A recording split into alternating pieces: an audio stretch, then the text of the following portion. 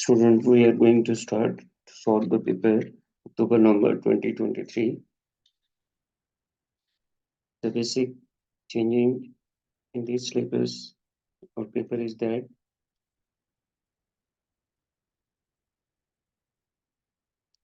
अब आपने जो एक्सीलरेशन टू ग्रेविटी की वैल्यू है वो इसमें 9.8 metre per second square use करनी है आपने।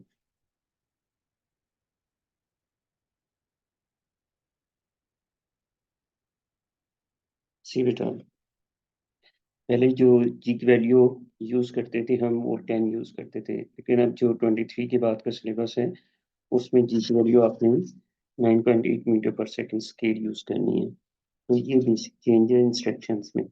इसके बाद नेक्स्ट जो क्वेश्चन है इसका पहला क्वेश्चन हम देखते हैं। This is related with the topic scalar and vector.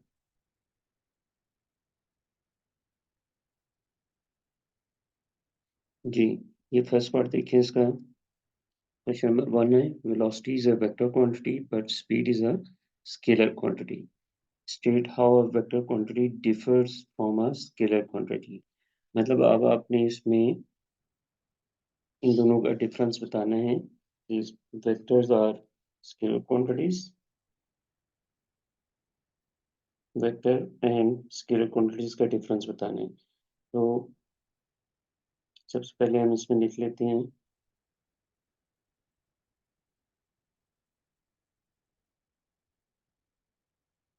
Ji,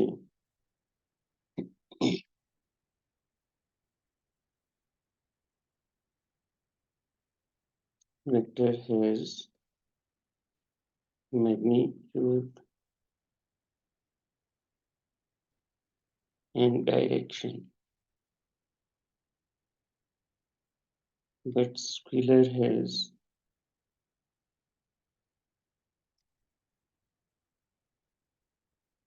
only magnitude.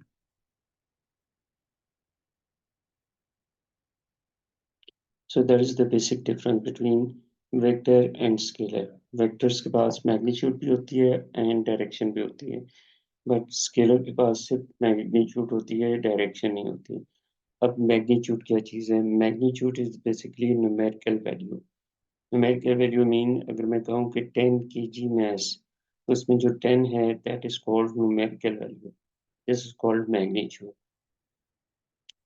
इसके बाद हम सेकंड पार्ट पे आते हैं। सेकंड पार्ट में कह रहे हैं underline all the vector quantities in the list. ये मैंने अंडरलाइन किया है। Exclusion is a scalar vector quantity because it has magnitude as well as direction, but distance is a scalar quantity because it has only magnitude but no direction. Energy is also scalar, mass is scalar, and momentum is again vector quantity, and temperature is again a scalar quantity. जी, इसके बाद देखिए इससे C part. C part में जो इसमें बताया है थोड़ा सा उसको हम डिटेल में देखेंगे। इसमें वो कह रहा है कि figure shows a passenger running across a large ship at right angles to the direction in which the ship is moving. The passenger runs across the ship at 2.4 meter per second due north. This is the speed of the passenger. ये आप देख रहे हैं, ये passenger is moving along this direction. फिर वो कहते हैं the large ship is travelling due east. East की तरफ जो डायरेक्शन है वो किसकी है? वो शिप की है। तो ये दो आपको वेक्टर्स बता दी गई हैं, वेलोसिटीज बता दी गई हैं, शिप की और पैसेंजर की। फिर वो नेक्स्ट पार्ट में इसके साथ इसमें डिटेल में मांग रहा है कि डिटरमिन ईदर। अच्छा, इसमें एक चीज नोट करनी है बेटा आप लोगों ने कि ये क्वेश्चन इस तरह का जो है फर्स्ट टाइम इसमें कैम्ब्रिज में आया है कि ईदर ग्राफिकली और बाय कैलकुलेशन। अब आप वेक्टर डायग्राम्स जो है वो जो हम यूज करते थे ग्राफिकली सॉल्व करते थे पैरेललोग्राम मेथड या ट्रायंगुलर मेथड से सॉल्व करते थे रिजल्टेंट वेक्टर के लिए। यहाँ पे हम कैलकुलेशन मेथड भी यूज कर सकते हैं।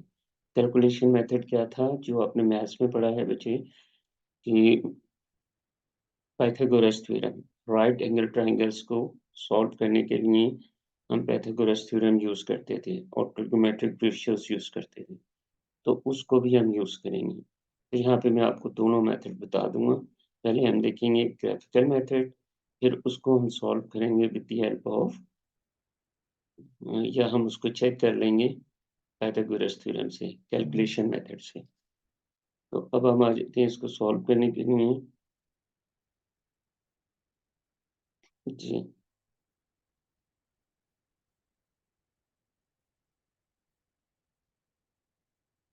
नीचे देखिए हमें स्पेस दी हुई है उसने, और उसमें उसने कहा है कि डिटरमाइन, अच्छा, give determine either graphically or by calculation the resultant velocity of the passenger, give the direction in which the passenger is moving relative to due north. Figure show how the answer is obtained. Okay, क्योंकि यहाँ पे हमें उसने option दे दी है कि use graphical method, vector diagram बनाएं आप, या फिर कैलकुलेशन मेथड यूज करें। तो हम पहले देख लेते हैं कैलकुलेशन मेथड से। कैलकुलेशन मेथड में सबसे पहले हम रेफसी डायग्राम बनाते हैं इसकी। ड्यू ईस्ट इसकी वेलोसिटी थी 6.8 मीटर पर सेकंड, और ड्यू नॉर्थ पैसेंजर की वेलोसिटी थी 2.8 मीटर पर सेकंड, और इनमें एंगल कितने का है, 90 का। अब उसने कहा है कि ये जो रिजल्टेंट वेक्टर है ये इसका हाइपोटेन्यूज हम बना लेते हैं। ये हाइपोटेन्यूज, इसकी लेंथ आपने फाइंड करनी है। तो इसको अगर हम लेबल करते हैं, इसको हम कहते हैं ओ ए एन बी। तो ए बी, जिसको हम हाइपोटेन्यूज कह रहे हैं, you know, hypotenuse of square is equal to b square plus perpendicular square। अच्छा, ये भी आपको मालूम होगा कि परपेंडिकुलर और बेस हम कैसे सिलेक्ट करते हैं, क्योंकि हमने जो डायरेक्शन फाइंड करनी है उसने कहा था is moving relative to due north, मतलब ये एंगल फाइंड करना। तो इसके मुताबिक ये परपेंडिकुलर हो जाएगा और ये इसका बेस हो जाएगा, और ये हाइपोटेन्यूज है दिस वन। तो पहले हम हाइपोटेन्यूज की लेंथ फाइंड करते हैं। इसमें बेस की वैल्यू हमारे पास आ रही है 2.8 प्लस 6.8 स्क्वायर। इसको सॉल्व करते हैं, ये आपके पास आ जाएगा अबाउट 7.3 मीटर पर सेकंड। तो पहली जो इसकी रिजल्टेंट वेलोसिटी,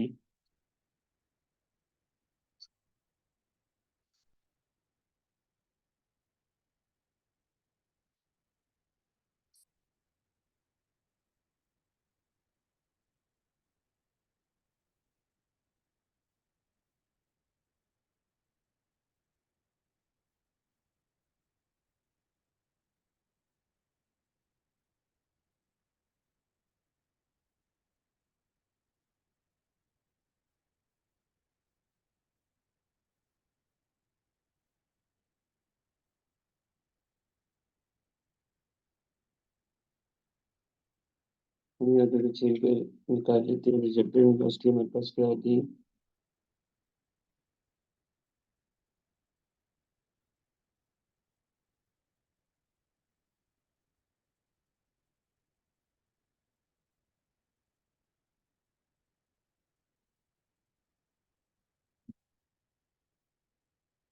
रिजल्टेंट वेलोसिटी की वैल्यू हमारे पास आ जाएगी तकरीबन 7.3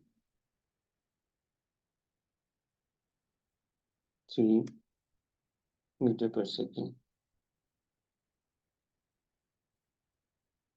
रिजल्टेंट वेलोसिटी इसकी मैग्नीट्यूड आ गई। इसके बाद हमें एंगल फाइंड करना है, तो एंगल के लिए हम यूज कर लेते हैं ट्रिगोमेट्रिक रेशियोज। ट्रिगोमेट्रिक रेशियोज में हमारे पास क्या था,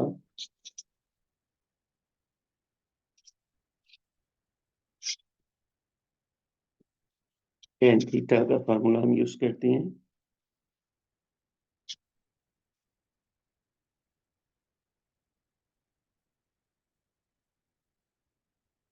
tan theta is equal to, अब हमारे पास परपेंडिकुलर ये है और बेस ये है,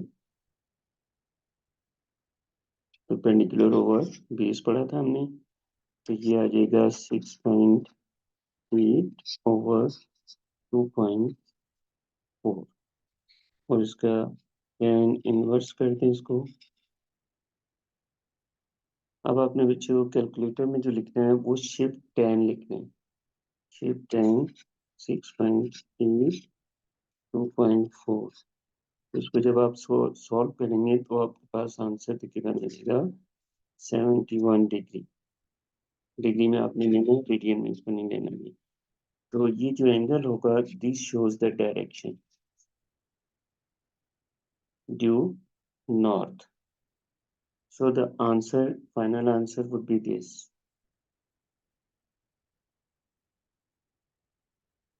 जी, ये आपके पास रिजल्टेंट वेलोसिटी की मैग्नीट्यूड आ जाएगी, और ये आपके पास आ जाएगा डायरेक्शन ड्यू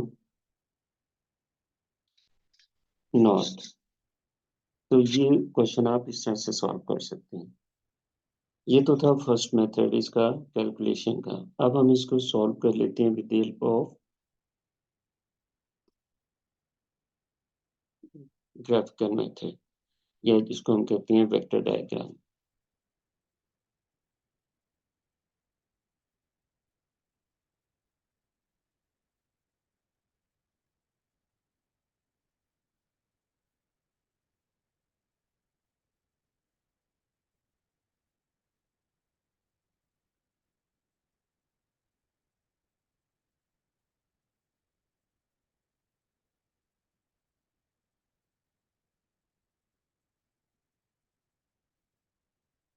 जी बच्चों, आप वेक्टर डायग्राम हमारे पास, सबसे पहले हम इसका स्केल सिलेक्ट करते हैं।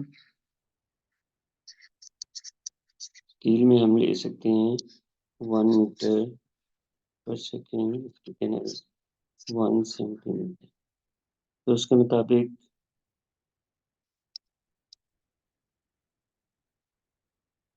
2.4 सेंटीमीटर पर सेकेंड जो होगा वो कितनी बड़ी लाइन हो जाएगी, 2.4 सेंटीमीटर की लाइन होगी। और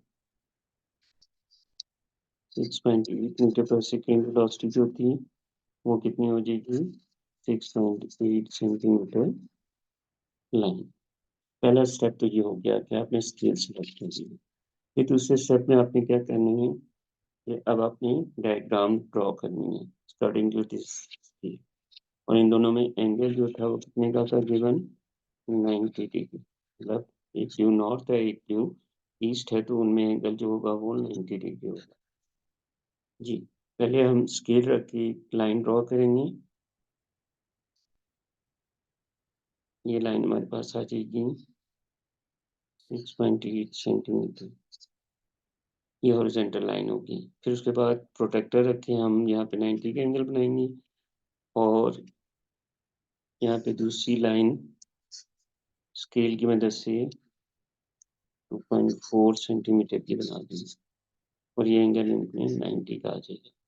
ये ड्यू ईस्ट है this one, and this is due north. ये इसको हम ऑल कह देते हैं, इसको ई कह देते हैं, और इसको डी कह देते हैं। अच्छा, ये तो दूसरा स्टेप हो गया आपका डायग्राम ड्रॉ करने। अब तीसरे स्टेप में आपने कंपास यूज करना है, और कंपास आपने इस तरह से यूज करना है कि कंपास की नीडल को ओ पे रखना है और ए तक ओपन करना है, मतलब 6.8 ओपन करना है कंपास को। दोबारा सुन लें, कंपास को स्केल पे रख के 6.8 यूज कर लें।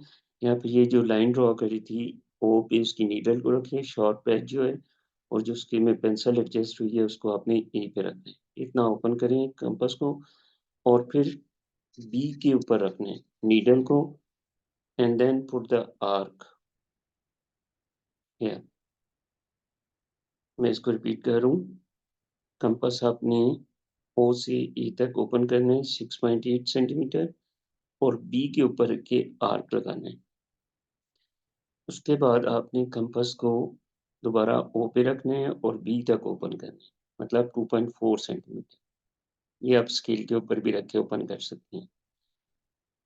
जब वो कंपास ओपन हो जाएगी 2.4 सेंटीमीटर, तो फिर अब आपने ए पे रख के दूसरी आर्क लगानी है। मतलब आप कहेंगे कि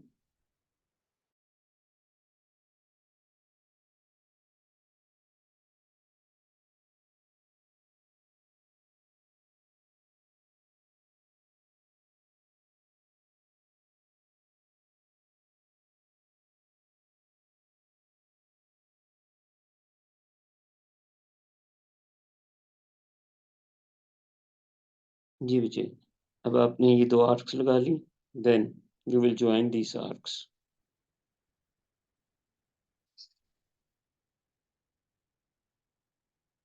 जहाँ पे इंटरसेक्ट कर रही है वहाँ पे आपने इनको जॉइन करवा दें।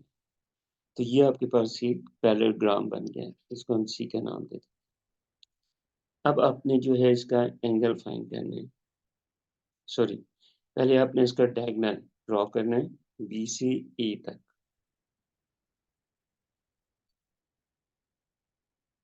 ये देखिए हम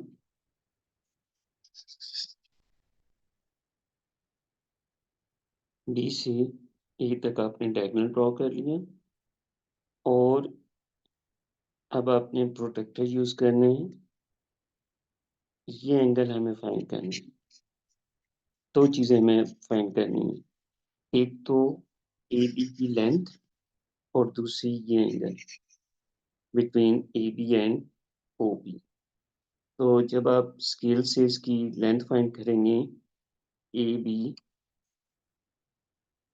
तो ये आपके पास तकरीबन आ जाएगी 7.3 सेंटीमीटर। और ये क्या चीज़ है? This is resultant velocity.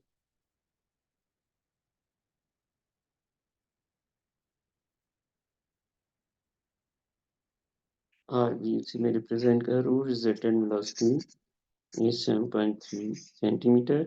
और इसका स्केल हमने कितना लिया था? 1 centimetre is equal to 1 metre per second. हम यूनिट इसका चेंज कर देंगे। तो ये रिजल्टेंट वेलोसिटी की मैग्नीट्यूड आ गई। उसके बाद हम इसकी डायरेक्शन फाइंड करेंगे। डायरेक्शन हम कैसे फाइंड करेंगे? We will use the protractor. Protractor को आप इस तरह से रख दें इसके ऊपर, ये प्रोटेक्टर की शेप हो जाएगी, सेंटर ये हो जाएगा और इस तरह से प्रोटेक्टर। तो अब आप यहाँ से यहाँ तक इसको रीड कर लें। ये इसका 90 डिग्री है और इसको यहाँ से यहाँ तक रीड करेंगे तो ये एंगल आपने फाइंड किया। ये एंगल आपके पास, इसको हम कहेंगे this is the direction, direction due north. और ये एंगल आपके पास आना चाहिए तकरीबन 69 से 71 तक, अबाउट मेरा आ रहा है 71 डिग्री। तो ये सेकंड चीज़ हो जाएगी वेक्टर के लिए, क्योंकि वेक्टर के लिए आपको मालूम है एक तो हमें मैग्नीट्यूड चाहिए होती है और दूसरी डायरेक्शन। मैग्नीट्यूड हम इसकी लेंथ से फाइंड करेंगे और डायरेक्शन इसकी एंगल से फाइंड करेंगे। तो मैं एक दफ़ा दोबारा रिपीट कर रहा हूँ, दोबारा सुन लें इसको। सबसे पहले स्टेप में आपने स्केल सेलेक्ट करना है और यहाँ पे बच्चे एक क्वेश्चन पूछते हैं कि सर स्केल हम किस तरह से सिलेक्ट करेंगे कि कितना बड़ा स्केल हो। स्केल आपने बच्चे हमेशा ऐसे यूज़ करना है कि जो भी डायग्राम आप वैल्यूज़ देख के ना, जैसे यहाँ पे 6.8 था, अगर मैं यहाँ पे स्केल इसका 2 ले लूँगा, 1 मीटर पर second is taken as 2 centimetre, तो 6.8 जो होगा वो 3.4 की लाइन बनेगी, जो कि बहुत छोटी लाइन होगी। और इसी तरह से अगर मैं उसको 0.5 सेंटीमीटर ले लूँगा, तो फिर वो लाइन तकरीबन 13 पॉइंट समथिंग पे बन जाएगी। तो अब ये 13 पॉइंट और 13 और जो है ना 3, ये दोनों एक बहुत बड़ा स्केल हो जाएगा और एक छोटा स्केल हो जाएगा। तो आपने उसका दरमियाना स्केल लेना है, जो कि पेज के ऊपर ड्रॉ हो जाए, क्योंकि हमने किसी भी क्वांटिटी को सेंटीमीटर में कन्वर्ट करके पेपर के ऊपर ड्रॉ करना होता है। तो इसलिए इस चीज़ का ख्याल रखें कि स्केल हमेशा आपने इंटरमीडिएट साइज़ का लेना है, बहुत ज़्यादा छोटा ना हो और बहुत ज़्यादा बड़ा ना हो। फिर उसके बाद दूसरे स्टेप में आपने डायग्राम ड्रॉ करनी है और तीसरे स्टेप में आपने इसका कंपास यूज़ करके पैराग्राम कंप्लीट करना है और लास्ट स्टेप में आपने जो रिजल्टेंट निकलेगा उसकी लेंथ फाइंड करनी है एज ए मैग्नीट्यूड और फिर उसके बाद direction with the help of protractor use करनी है।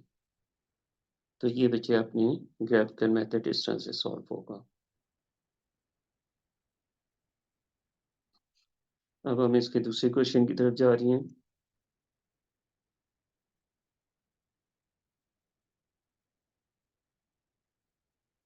दूसरे क्वेश्चन में देखिए यहाँ मैंने कुछ सॉल्व भी किया हुआ है पहले से।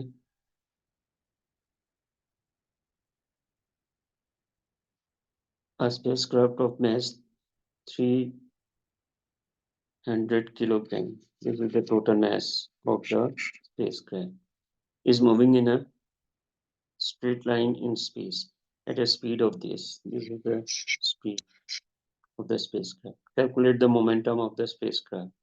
तो मोमेंटम के लिए हम formula p is equal to mv use करते हैं। m is mass and v is velocity।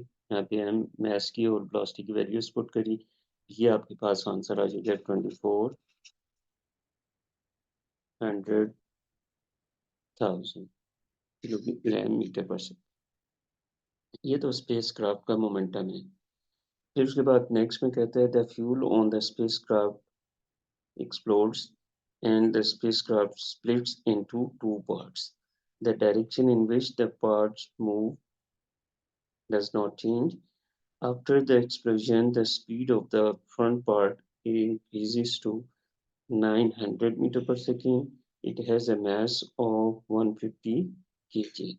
अच्छा, क्योंकि अब इसके दो पार्ट्स बन गए थे, ये देखिए उसने क्या है स्प्लिट्स इनटू टू पार्ट्स। तो एक पार्ट की मैच जो है वो फ्रंट साइड पे जो मूव कर रहा है उसकी मैच को हम ले लेते हैं m1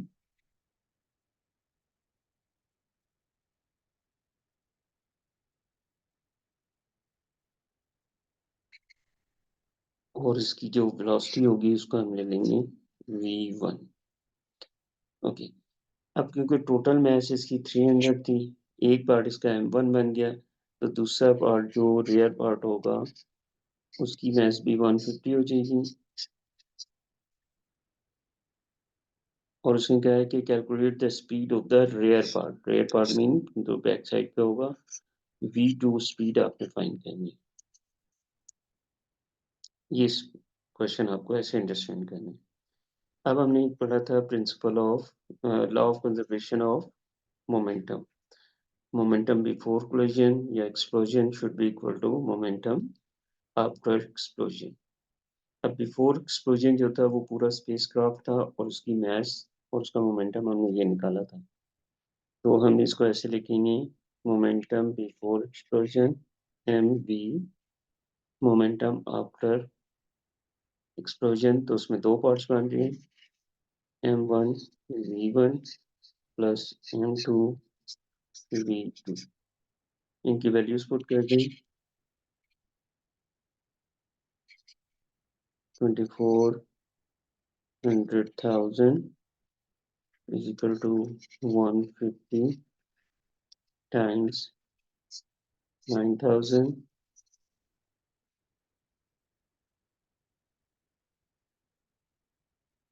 plus 150 times v2। v2 आपको कैलकुलेट करनी है। तो इस सारे को जब आप सॉल्व कर लेंगे तो बेटा आपके पास जो वैल्यू आएगी वो आएगी तकरीबन 7,000 मीटर पर सेकेंड।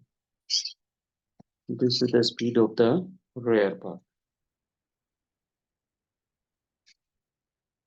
तो ये क्वेश्चन बचे इस तरह से सॉल्व होगा। अब हम इसकी नेक्स्ट पार्ट की तरफ जा रहे हैं।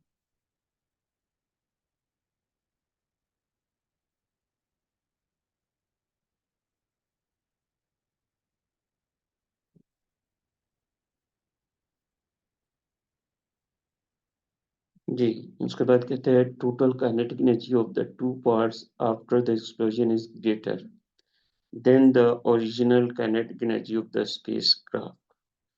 मतलब स्पेसक्राफ्ट की जो एनर्जी है उससे ये दो पार्ट जब स्प्लिट हुआ उस टाइम ये एनर्जी ज्यादा हो गई है, kinetic energy.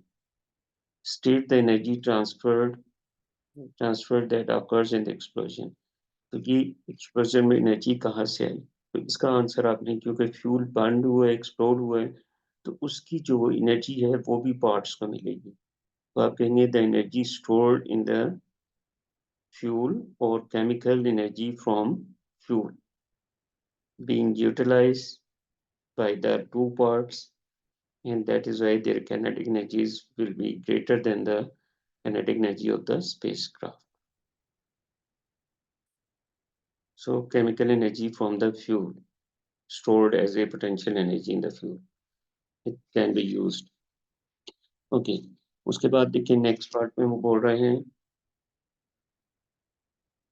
The explosion last for 0.2 seconds।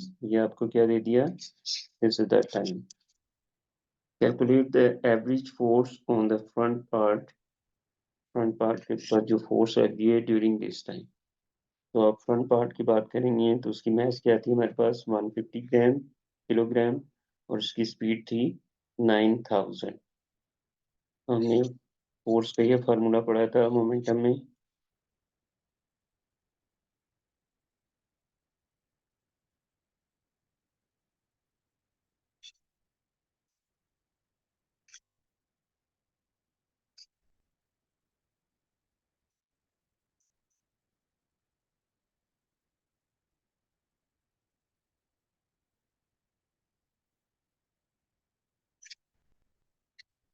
मास हमारे पास आ जाएगी 150, velocity final velocity front part की होगी थी 9000, और जो स्पेस क्राफ्ट था जब उस टाइम इसकी वेलोसिटी थी 8000, तो वेलोसिटी में चेंज आई। टाइम इसका कितना आया? 0.2 सेकेंड। अब इसको हम सॉल्व करके देखते हैं क्या आंसर बना है हमारे पास। 150, देखिए मैं सॉल्व कर रहा हूँ।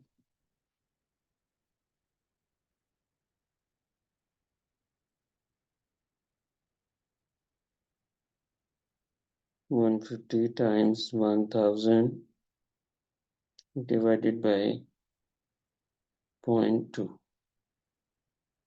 तो ये आ गया आपके पास 750,000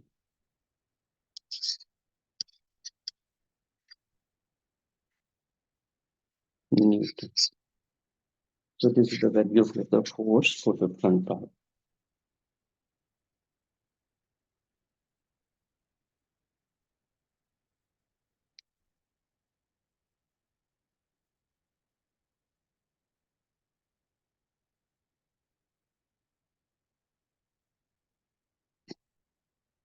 Okay, ji. Now come to the next part. A plain irregular lamina has a mass of 50 gram. It hangs from a nail that passes through a small hole H near to the edge of the lamina. The nail acts as a pivot and the lamina can swing about it. The lamina is held in the position shown in figure, a small distance above a horizontal bench. Okay, ये आपके पास diagram है। यहाँ पे जी जो आपको नजर आ रहा है this is centre of gravity and H is the pivot, और इन दोनों के दरमियान जो डिस्टेंस है perpendicular distance that is 8 centimetre. पहले वो कह रहे थे centre of gravity of the lamina is at G, the weight of the lamina is a force that acts downward, explain why the lamina experiences this downward force. Okay, वो पूछ रहे हैं कि लेमिना के ऊपर जो वेट है उसका डाउनवर्ड है और उसके ऊपर डाउनवर्ड फोर्स क्यों लगती है? तो इसका आंसर आपने इस तरह से देना बेटा,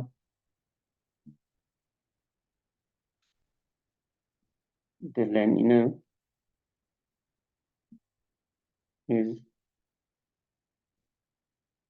इन द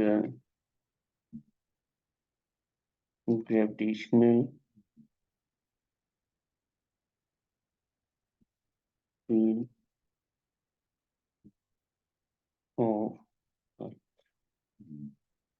आपको मालूम है कि अर्थ की ग्रेविटेशन फील्ड में जो भी चीज होगी उसके ऊपर एक फोर्स लगेगी, and that is always directed toward the centre of the earth. इसलिए लैमिनार के ऊपर जो फोर्स लगी है वो बेसिकली डाउनवर्ड होगी और due to gravitation field of earth होगी। ओके, उसके बाद सेकंड पार्ट में पूछा है calculate the weight of the lamina. अब वेट ऑफ लैमिना के लिए हम देखें फार्मूला हमारे पास क्या, इस पहले मैथ देखते हैं। लैमिना की मैथ है 50 ग्राम और इसका वेट आपने फाइंड करना है।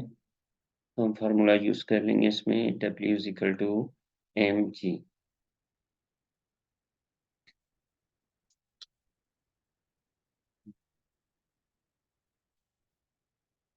फार्मूला यूज करें W is equal to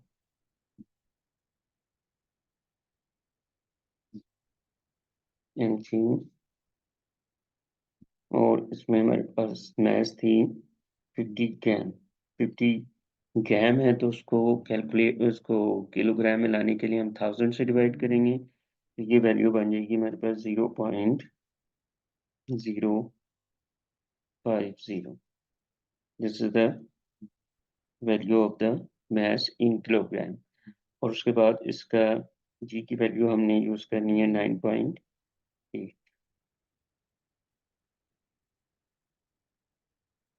9.8 value use करेंगे। जब हम इसको सॉल्व करेंगे तो आपके पास आंसर बनेगा, इसको हम कैलकुलेट कर लेते हैं। 0.050 टाइम्स 9.8, ये मेरे पास वैल्यू आ जाएगी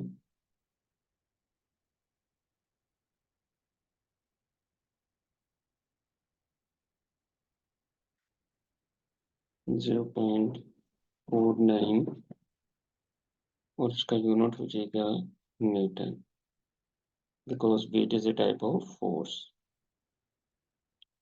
इसके बाद नेक्स्ट पार्ट में हम चलते हैं। The weight produces a moment about the pivot through H. Okay, using the figure 3.1 calculate the moment of the weight about the pivot. तो ये सबसे पहले हम ये देख लेते हैं वेट इज एक्टिंग। यहाँ से अगर हम देखें कहाँ पे act कर रहे हैं,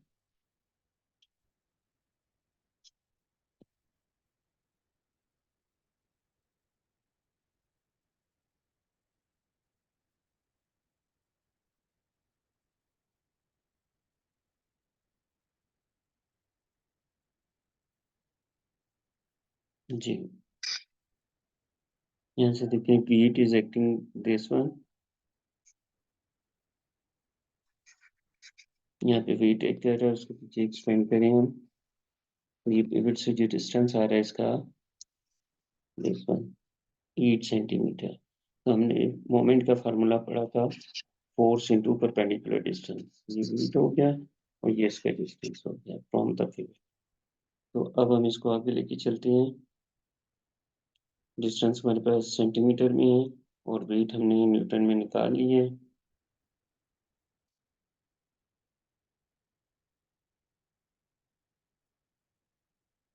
तो अब हम इसको सॉल्व कर रहे हैं। यहाँ पे देखें, इसके लिए मैं लिख देता हूँ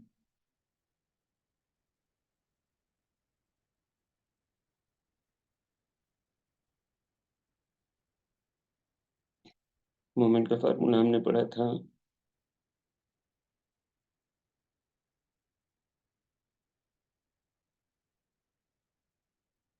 प्रोडक्ट ऑफ फोर्स, यहाँ पे वेट फोर्स है, times perpendicular distance.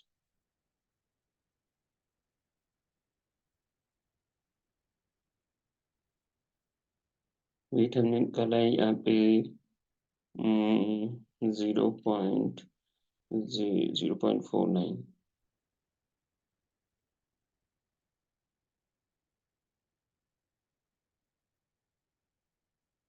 Times distance हमारे पास है 8 centimetre.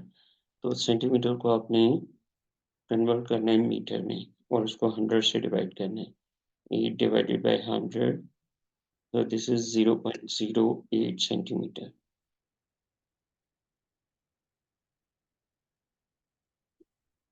Zero point zero eight centimetre. Okay, अब इसको कैलकुलेट कर लेते हैं।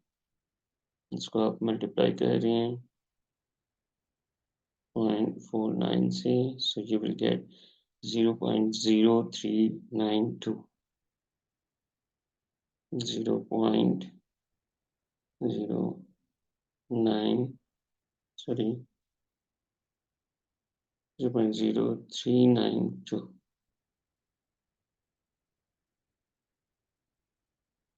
और इसका यूनिट हो जाएगा न्यूटन मीटर। इस चीज का ख्याल रखना है, इसमें न्यूटन कैपिटल होगा और मीटर स्मॉल होगा। वैसे तो द यूनिट गिवन है, अगर ना गिवन हो तो फिर आपने इस तरह से इसको मेंशन करना होगा। अच्छा, उसके बाद कहते हैं the lamina is now released from the position shown in figure. Describe what happens to the lamina from the time it is released until it stops moving. Okay. वो कह रहे हैं कि लेमिना, हम दोबारा डायग्राम पे आते हैं। लेकिन लेमिना को उसने क्या कहा था, it is stationary at this position. तो जैसे आप इसको रिलीज करेंगे तो आप ये किस तरफ मूव करेगा, और plane is regular as this from needle passes through this small and it expands this side. अब पिवट क्योंकि ये वाला पॉइंट है आपके पास, और यहाँ पे सेंटर ऑफ ग्रेविटी है, यहाँ पे भी होता है। जैसे आप इसको रिलीज करेंगे तो it will start to move there clockwise and then back, और थोड़ी देर के बाद ये इस तरह से आएगा कि जी इसके नीचे आ जाएगा, जबकि रेस्ट में weight will acting, G will be like that under H, G यहाँ पे आ जाएगा। तो इसके आंसर आपने ऐसे लिखने हैं, द, एक मिनट में आपको लिख देता हूँ यहाँ पे,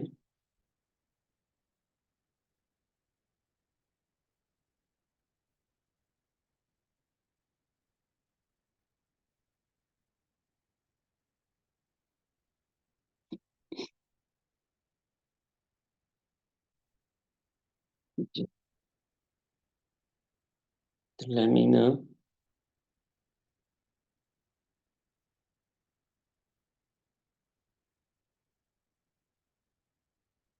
moves in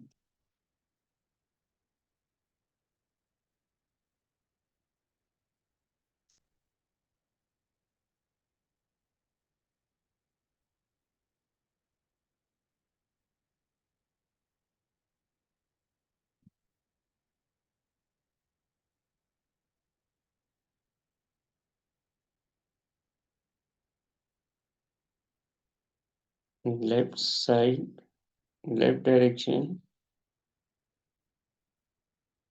and telling the lamina will move in clockwise direction and will oscillate or vibrate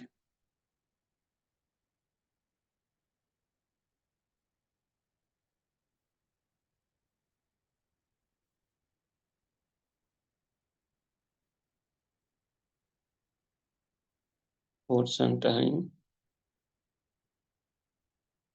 and come to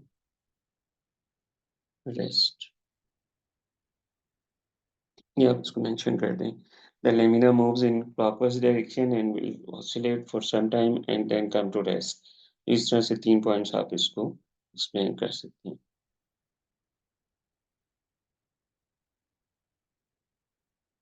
okay ji, next question जो हमारा रिलेटेड आ रहा है ये है प्रेशर से रिलेटेड है। इस क्वेश्चन में वो कह रहा है figure shows a long vertical tube sealed at the base and open at the other end.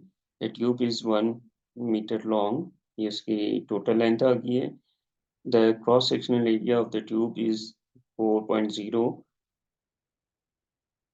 into 10 power minus 4 meter square. It is filled with a liquid of density 1.4 into 10 raised 4 kilogram per meter cube. Okay, the atmospheric pressure is 1.0 into 10 raised 5 Pascal. Calculate the total pressure in the tube in the liquid at the bottom. अच्छा, अब जैसे total pressure की बात होगी तो उसका मतलब होगा कि लिक्विड का प्रेशर प्लस गैस का या एयर का प्रेशर, इन दोनों को हम इंक्लूड करेंगे। लिक्विड के प्रेशर के लिए हमने जो फार्मूला पढ़ा था, ये ज़रा देख लें यहाँ पे पीछे। टोटल प्रेशर जो हो जाएगा, मैं इसको लिख रहा हूँ,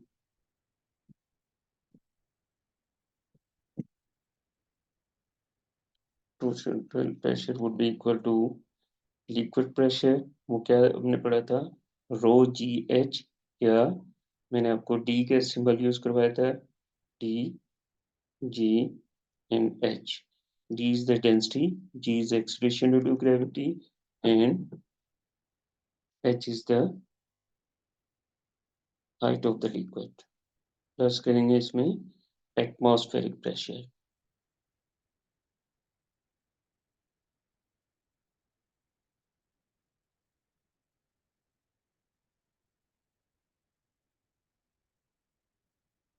एटमॉस्फेरिक प्रेशर मतलब एयर का जो प्रेशर गिवन था आपको।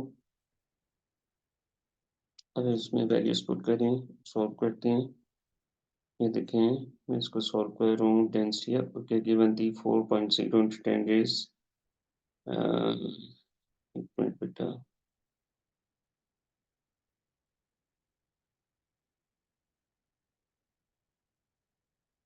जी नहीं, डेंसिटी आपको गिवन थी 1.4 इंटू 10 रेज 4। तो इसको हम सॉल्व कर लेते हैं। डेंसिटी की वैल्यू लिखी, जी की वैल्यू 9.8 यूज करनी है, और हाइट इसमें आपको गिवन है,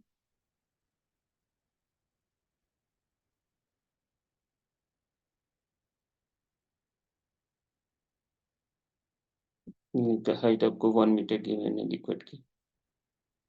तो उसको हम देख लेते हैं, सॉल्व क्या किया गया, इसको डायरेक्ट आंसर देख लेते हैं।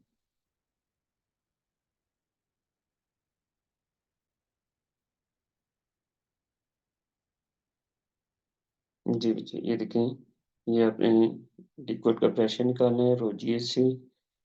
डेंसिटी आपके पास थी 1.0 इंटू 10 रेज 4, और हाइट इसकी थी 1, और जी की वैल्यू 9.8। तो इस सारे को सॉल्व करेंगे, और उसके साथ फिर इसमें एटमॉस्फेरिक प्रेशर ऐड कर देंगे। ये देखें, लास्ट में ये एटमॉस्फेरिक प्रेशर इसमें ऐड हुआ है, 1.0 into 10 raise 5 pascal plus 1.4 into 10 raise 5 जो प्रेशर लिक्विड का आया था, इन दोनों को ऐड किया तो टोटल प्रेशर आपके पास आ जाएगा 2.4 इंटू 10 रेज 5 पास्कल। तो इसको मैं ऐसे भी लिख देता हूँ,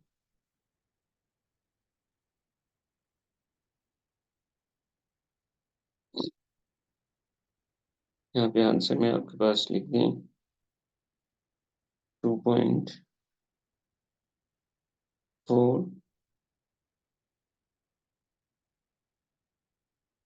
इंटू 10 रेज, सब्सक्रिप्ट में लिखा नहीं जा रहा है, ये मैंने ऐसे लिख दिया इसको। ये बेसिकली 10 या इसको हम ऐसे कर लेते हैं,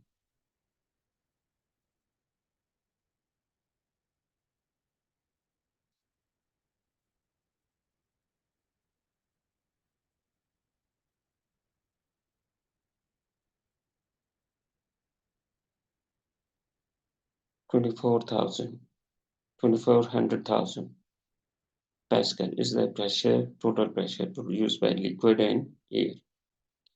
इसके बाद हम नेक्स्ट पार्ट पे आ रही हैं, the force exerted on the inside force inside surface of the bottom of the tube. अच्छा, अब इसका एरिया आपको क्या गिवन था, ये देख लेते हैं।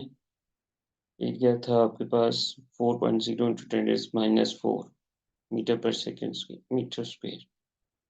ओके, तो इसका जो फार्मूला है वो आपके जहन में आ जाना चाहिए, जो हमने सिंपल फार्मूला पढ़ा था इसका, फोर्स का, प्रेशर का फार्मूला हमने पढ़ा था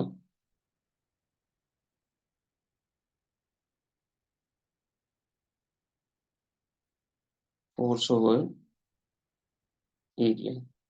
ओके, तो इसके मुताबिक फोर्स किसके बराबर आ जानी चाहिए? F must be equal to pressure times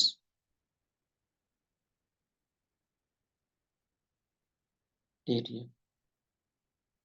अब आपके पास प्रेशर आपने ऊपर निकाल लिए, दिस वन, जो टोटल प्रेशर निकाला था 2400,000, और एरिया आपको ये दे दिया गया है, दिस वन, 4 इंटू 10⁻⁴। इन दोनों की वैल्यूज को आप इस फार्मूले में पुट करें, F is equal to P into P। ये देखिए मार्किंग स्क्रीन से मैं दिखा देता हूँ आपको, ताकि टाइम थोड़ा सा हमारे सेव हो। Force is equal to pressure into area. Force pressure आपका 2.4 इंटू 10⁵ पास्कल था, और एरिया आपके पास ये था 4.0 इंटू 10⁻⁴। तो इस सारे को जब आप सॉल्व करेंगे, so you will get 95 or 96 Newton. That is the amount of force exerted by the liquid on the base. 95 Newton. तो ये इसका आंसर हो जाएगा बेटा। इसके बाद वो कहते हैं a small sheet of the glass is placed over the open end of the tube. The tube is inverted in a container of the dense liquid. The open end of the tube and the sheet of glass are a short distance below the surface of the liquid. Figure shows this arrangement. Invert tube आ गई आपके पास, और same density का जो liquid है वो container में है, उसमें आप इसको इन्वर्ट कर रही हैं, और शीट बीच में से जो है ग्लास शीट या प्लेट है उसको निकाल देंगे। The sheet of glass seals the open end of the inverted tube. Describe what happened in the inverted tube when the sheet of the glass is removed. तो इसका लिख लें आप,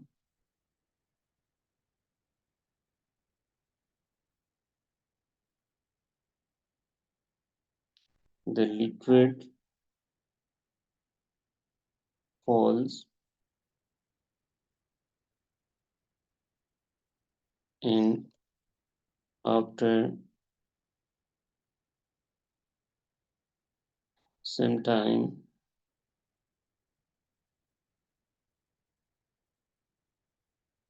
it will stop falling.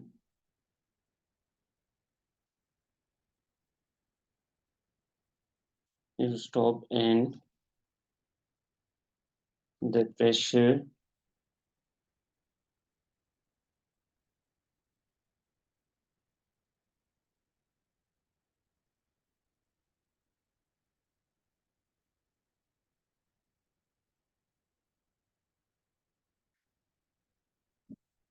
in the pressure of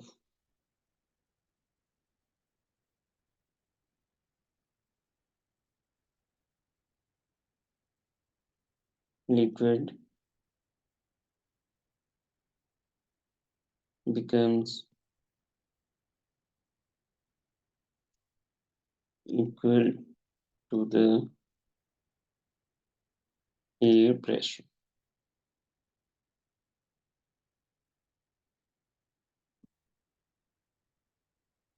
ये आपने mention कर देना है कि लिक्विड पहले फॉल करेगा, फिर थोड़ी देर के बाद वो रुक जाएगा, क्योंकि जो लिक्विड का प्रेशर होगा now this become to the air pressure.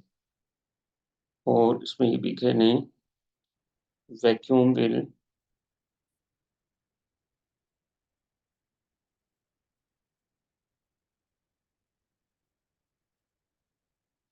will produce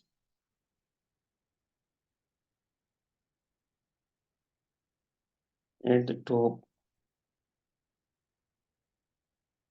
surface of the liquid.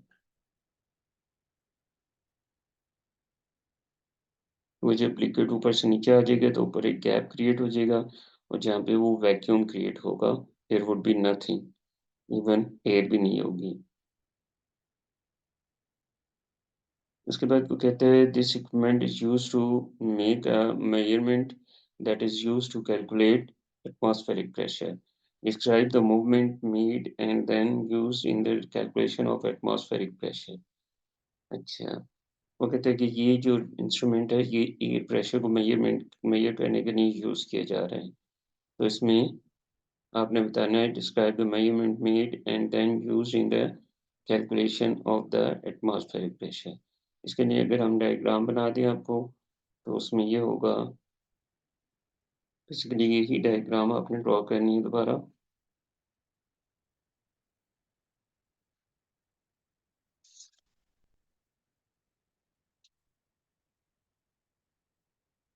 ये आपके पास कंटेनर था जिसमें ऑलरेडी वो लिक्विड था और इसमें आपने दूसरी फ्लूइड को इन्वर्ट किया, तो जो लिक्विड होगा वो इसके अंदर फॉल करे और फॉल करने के बाद एक स्पेसिफिक हाइट पे रुक जाएगा। अब ये स्पेसिफिक हाइट पे क्यों रुके हैं? क्योंकि बाहर के जो एयर के मॉलिक्यूल्स हैं वो इस पहले तो ये लिक्विड बाहर आ रहा था, लेकिन बाहर आते आते जब ये एयर के मॉलिक्यूल्स अपर सरफेस पे हिट करेंगे तो एक आफ्टर सम टाइम मैंने कहा था कि इट विल स्टॉप फॉल। क्यों? क्योंकि बाहर की जो एयर मॉलिक्यूल्स हैं they will push the liquid down of the container liquid, और इस तरह से जो लिक्विड ट्यूब से बाहर आता है वो स्टॉप हो जाएगा। So basically ये जो height होगी, this height of the liquid,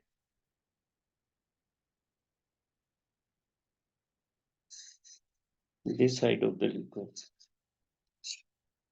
this actually shows the air pressure.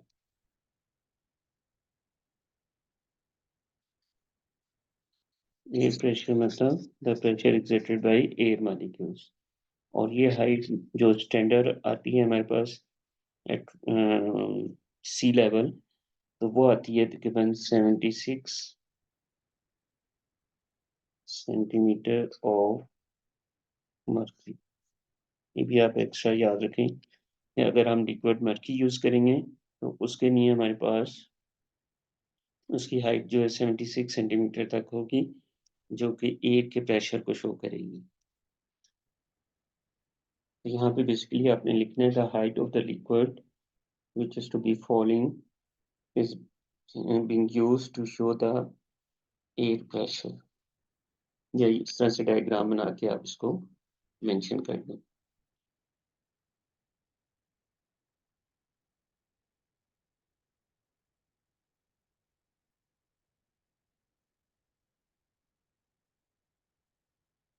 Okay बच्चे, आगे हम चलते हैं इसके लिए। Figure shows a device that cools the. अच्छा, आप ऐसे करें कि यहीं तक हम क्वेश्चंस को रखते हैं, क्वेश्चन नंबर 4 को। नेक्स्ट क्लास में क्वेश्चन नंबर 5 से मैं स्टार्ट करूंगा।